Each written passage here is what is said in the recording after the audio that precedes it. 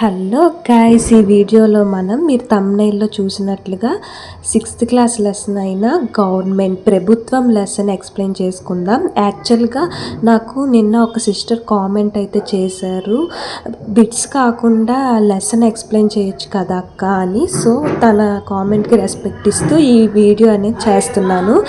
Learning outcomes ఏంటంటే the students will be able to understand the meaning and functions of the government. అసలు government అంటే ఏంటి, దానిలో ఉండే ఫంక్షన్స్ ఏంటో తెలుసుకుంటాం. Understand the role of government in our life, మన లైఫ్లో గవర్నమెంట్ యొక్క రోల్ ఏంటి అనేది తెలుసుకుంటాం. Understand the organs, types and levels of government. అసలు గవర్నమెంట్లో ఉండే ఆర్గాన్స్, శాఖలు ఏంటి, టైప్స్ ఏంటి, లెవెల్స్ ఏంటి అనేవి కూడా తెలుసుకుంటాం. సో ఈ వీడియోని ఎండ్ వరకు చూడండి, లెసన్ చాలా ఈజీగా అర్థమవుతుంది.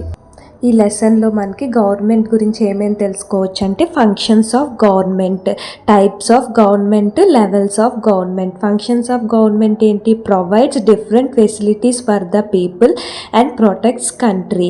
అసలు గవర్నమెంట్ యొక్క వర్క్ ఏంటి? Provides different facilities for the people, పీపుల్కి ఏ ఫెసిలిటీస్ కావాలో అవి ఇస్తుంది. అండ్ ప్రొటెక్ట్స్ కంట్రీ, కంట్రీని ప్రొటెక్ట్ చేస్తుంది. టైప్స్ ఆఫ్ గవర్నమెంట్ ఏంటి అనేది ఈ లెసన్లో మనం తెలుసుకుందాం. దాని ఎక్స్ప్లెనేషన్ కూడా తెలుసుకుందాం. లెవెల్స్ ఆఫ్ గవర్నమెంట్స్ అంటే ఏంటో తెలుసుకుందాం. ఇంకా నెక్స్ట్ క్లాసెస్లో దాని ఎక్స్ప్లెనేషన్ తెలుసుకుంటాం. ఇప్పుడు తెలుగులో చూద్దాం. ప్రభుత్వం గురించి మనం ఈ లెసన్లో ఏం తెలుసుకుంటాం? ప్రభుత్వ కార్యకలాపాలు, ప్రభుత్వ రకాలు, ప్రభుత్వ స్థాయిలు. ప్రభుత్వ కార్యకలాపాలు ఏంటి? మనకి ప్రజలకు వివిధ సౌకర్యాలను కల్పించడం మరియు దేశ రక్షణ. ప్రభుత్వ రకాలు ఏంటో ఈ లెసన్లో చూద్దాం, వాటి ఎక్స్ప్లెనేషన్ కూడా చూద్దాం. ప్రభుత్వ స్థాయిలు గురించి మనం ఇంకా హయ్యర్ క్లాసెస్కి వెళ్తున్న కొలది ఆ లెసన్లో తెలుసుకుంటాం. You may have heard the word government many times. In this chapter, you will learn about the government and its role. You will also learn about different types, organs and levels of government. Now let us discuss all these concepts in the context of India. మనం government అనే వర్డ్ని చాలాసార్లు వినే ఉంటాం. ఇందులో government యొక్క role ఏంటి, అందులో different types ఏంటి, ఆర్గన్స్ ఏంటి, లెవెల్స్ ఏంటి అనేది ఈ లెసన్లో మనం డిస్కస్ చేసుకుంటాం. ఇండియా పరంగా ఏంటనేది ఈ లెసన్లో మనం చూద్దాం. అసలు గవర్నమెంట్ చేసే వర్క్ ఏంటని, గవర్నమెంట్ రోల్ ఏంటనేది ఇప్పుడు చూద్దాం. There is a system to provide all these facilities. It ensures food, shelter for the సిటిజన్స్కి ఫుడ్, షెల్టర్ ఫెసిలిటీస్ కనిపించేది మనకి government system. It helps the people during disasters నుంచి పీపుల్కి హెల్ప్ చేస్తుంది. It also protects the border from terrorism నుండి బార్డర్స్ని protect చేస్తుంది. This system is known as government. దీన్నే మనకి గవర్నమెంట్ అని అంటాము. నెక్స్ట్ మనకి గవర్నమెంట్లో ఉండే డిఫరెంట్ ఆర్గన్స్ ఏంటో చూద్దాం.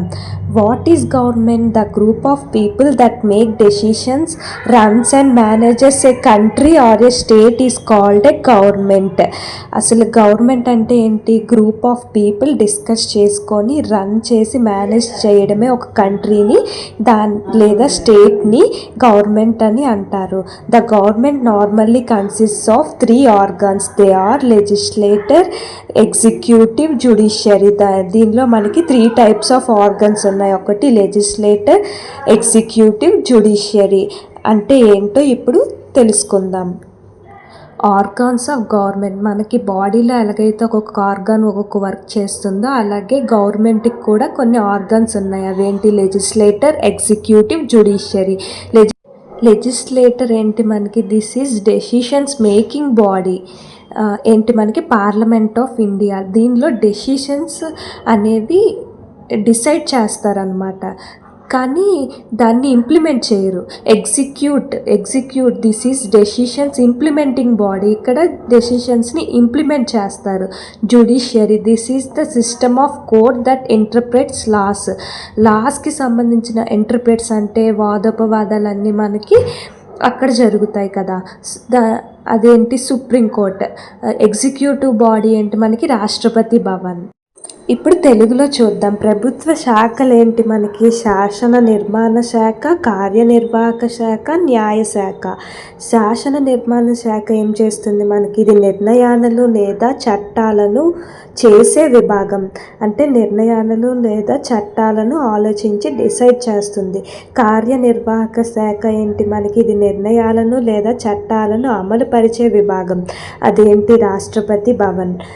నెక్స్ట్ మనకి ఇది చట్టాలను వ్యాఖ్యానించి న్యాయస్థానాలతో కూడిన వ్యవస్థ. ఇక్కడ మనకి చట్టాలను ఎవరైనా అతిక్రమించినా లేకపోతే చట్టాలను గురించి వాదోపవాదాలు జరిగే ప్రదేశం కదా మనకి. ఏంటి? సుప్రీంకోర్టు. ఇప్పుడు డిఫరెంట్ టైప్స్ ఆఫ్ గవర్నమెంట్స్ ఏంటో చూద్దాం. Many types of government like monarchy, democracy etcetera have worked from ancient time to present. Ancient time నుంచి ప్రజెంట్కి మనకి డిఫరెంట్ టైప్స్ ఆఫ్ గవర్నమెంట్ ఉన్నాయి. అవేంటి? మొనార్కీ, డెమోక్రసీ వంటివి. మొనార్కీ అంటే ఏంటి మనకి? రాజులు లేదా రాణులతో పరిపాలించే కాలాన్ని మనకి మొనార్కీ అని పిలుస్తారు. దీన్ని తెలుగులో రాచరికం అని అంటారు. అది ఎలా జరుగుతుంది? ఒక రాజు తర్వాత తన సన్ ఎవరైతే ఉంటాడో తనే మళ్ళీ రాజు అవుతాడు. అలా వంశపారంపర్యంగా రాజులు ఏర్పడతారు. కానీ మనం ఎవరిని సెలెక్ట్ చేసుకోలేము. అప్పట్లో మనకి ఎవరిని సెలెక్ట్ చేసుకునే అధికారం మనకి లేదు.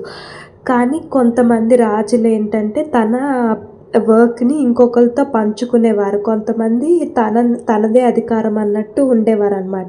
ఎగ్జాంపుల్కి అశోకుడు మనకి తన అధికారాన్ని వేరే వాళ్ళతో కూడా పంచుకునేవాడు అనమాట. ఇప్పుడు నెక్స్ట్ మనకి డెమోక్రసీ గురించి చూద్దాం. డెమోక్రసీ అనేది రన్ బై ద పీపుల్ ద్వారా రన్ అవుతుంది. అంటే every citizen is allowed to caste A vote. ప్రతి ఒక్క పౌరుడికి ఓటు వేసే హక్కు ఉంటుంది. తనే డెసిషన్ తీసుకోవచ్చు తనని ఎవరు రూల్ చేయాలి అనేది. అంటే మనల్ని ఎవరు పరిపాలించాలి అనేది మనమే డిసైడ్ చేసుకొని ఓటు వేసి ఒకరిని గెలిపించి వారి ద్వారా మన పనులు అనేవి చేయించుకోవచ్చు. The citizens in a democracy enjoy more rights and facilities than in any other types of governments like monarchy. అంటే వేరే గవర్నమెంట్స్ లాగా కాకుండా ఇందులో సిటిజన్స్కి మనకి కొన్ని రైట్స్ అండ్ ఫెసిలిటీస్ ఉంటాయి డెమోక్రసీలో. మొనార్కీలో మనకి అలా ఏం ఉండవు. Here the power cannot be inherited. మొనార్కీలో లాగా మనకి పవర్ అనేది ఇన్హెరిటెడ్ అనేది జరగదు. అంటే ఒకళ్ళ తర్వాత వాళ్ళ సన్నే రూల్ చేయాలనేం లేదు. మనం ఎవరినైతే సెలెక్ట్ చేసుకుంటామో వాళ్ళే మనల్ని రూల్ చేస్తారు. అదే డెమోక్రసీ. ఇప్పుడు డెమోక్రసీకి సంబంధించిన కొంత మెయిన్ ఇన్ఫర్మేషన్ టెక్స్ట్ బుక్లో ఏమి ఇచ్చారో దాని గురించి చూద్దాం. Do you know? మీకు తెలుసాలో ఇచ్చిన ఇన్ఫర్మేషన్ ఇప్పుడు చూద్దాం. Democracy is government of the people, by the people, for the people అని చెప్పింది ఎవరు మనకి? Abraham Lincoln. ప్రజల చేత ప్రజల కోసం పనిచేసే ప్రభుత్వమే ప్రజాస్వామ్యం అని చెప్పింది మనకి అబ్రహం లింకన్.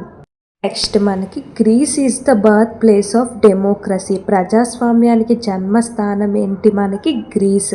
ఫస్ట్ మనకి డెమోక్రసీ అనేది ఎక్కడ స్టార్ట్ అయ్యింది అంటే గ్రీస్లో. ప్రజాస్వామ్యం ఎక్కడ స్టార్ట్ అయ్యింది అంటే మనకి గ్రీస్లో స్టార్ట్ అయ్యింది. ఇంకా డెమోక్రసీలో టైప్స్ ఉన్నాయి. దాని గురించి నెక్స్ట్ వీడియోలో చూద్దాం. ఈ వీడియోలోనే చెప్పుకుంటే మనకి వీడియో అనేది లెంతీ అయిపోతుంది, వినడానికి కూడా కంఫర్టబుల్గా ఉండదు.